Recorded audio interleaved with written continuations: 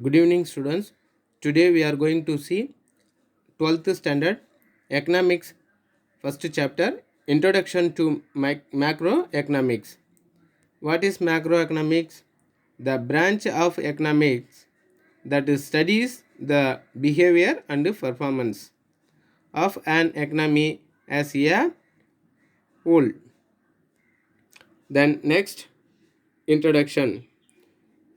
The subject economic is classified into two branches, namely microeconomics and macroeconomics. Are you understand? First one microeconomics, then second one macroeconomics. Ragnar Fresh, a Norwegian economist. He is a Norwegian economist and the co-recipient of the first Nobel Prize in economic science and coined the words micro meaning small and macro meaning large in the year 1933.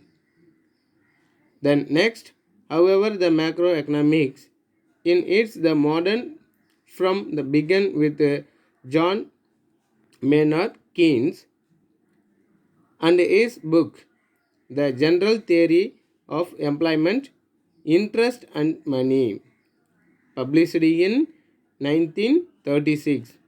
Keynes offered the explanation for fallout from the Great Depression. Depression means economic recession. I understand? When the goods remain the unsold and works unemployed, hence the Keynes is regarded as the father of modern macroeconomics. He is a father of modern macroeconomics. Are you understand? Who is the father of modern macroeconomics? J.M. Keynes. Look at the picture. Then next, meaning. Meaning of macroeconomics. The word macros. This is it is the first question and answer. So study well. This is very important, students. The word macro is derived from the Greek word macros, meaning large. Already we have seen macro meaning large. Okay. Hence the macroeconomics is the study of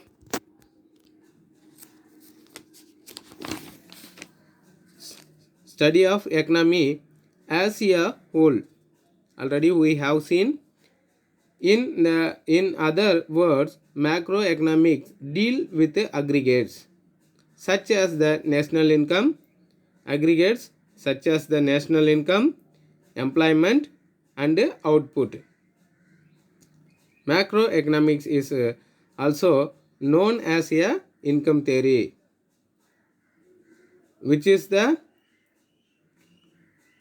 income theory. Macroeconomics is also known as income theory. Are you understand? Then next, look at the picture. Study of the economy as a whole. First, national output. Second one, national income, unemployment, and next, the big picture. Then next, inflation includes the national, regional, and global economics. Contrast with the microeconomics. The macroeconomic study of economy wide the phenomena. Are you understand? Then next, the subject matter covered in macroeconomics or the area such as the employment. It's very important. Employment, national income, inflation, business cycle, poverty, inequality, disparity, investment and savings, capital formation, infrastructure development, international trade, balance of trade and balance of payments, exchange rate and economic growth. Okay, the next important of macroeconomics. It is very important question and answer. So study well, students. First 2 points. This there is a need to understand the functioning of the economy at the aggregate level to evolve the suitable strategies and to solve the basic problem. First point, solve the basic problem prevailing in an economy. Okay, then next, understanding the future problems. Then second point, understanding the future problem needs and challenges of an economy as a whole is important to evolve the precautionary and measures. Or you understand? Second point, future problem. Then next, third point, economic, macroeconomic providers ample opportunities to use the scientific investigation to understand the reality. Third point, scientific investigation understand the reality. Okay, then next, macroeconomics help to make the meaningful comparison and analysis of economic indicator. Fourth point, meaningful and a comparison of analysis. Are you understand? Then next, macroeconomics help for the better and prediction about the future and to formulate suitable policies to avoid the economic crisis. This is all the 5 points very important for macroeconomics. Okay, then next topic, scope of macroeconomics. The study of macroeconomics has the wide scope and it covers the major areas as follows. First one, national income. Measurement of national income and its the composition by sectors or the basic aspects the macroeconomic analysis. Okay, the trends in national income and its the composition provide a long term understanding of the growth process of an economy. Then second point, first one, national income. Then second one, inflation. What is inflation? Inflation refers to steady the increase in general price level. Increase the general price level. It is called inflation. Okay. The next, estimating the general price level by the constructing various price index numbers such as the wholesale price index and consumer price index etc are needed. Okay, then next, business cycle. Almost all the economics face the problem of business fluctuation and business cycle.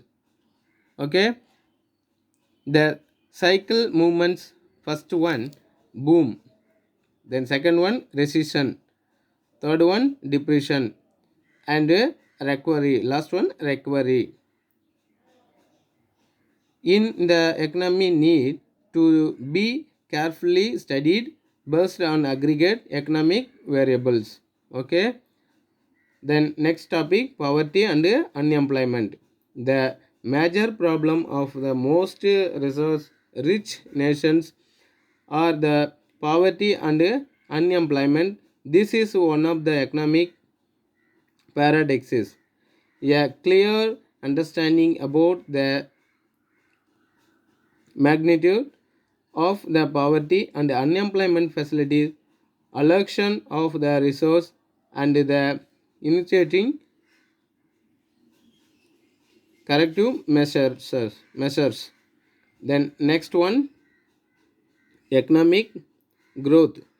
The growth of development of an economy and the factors determining them could be understood only through macro analysis. Last one, economic policies.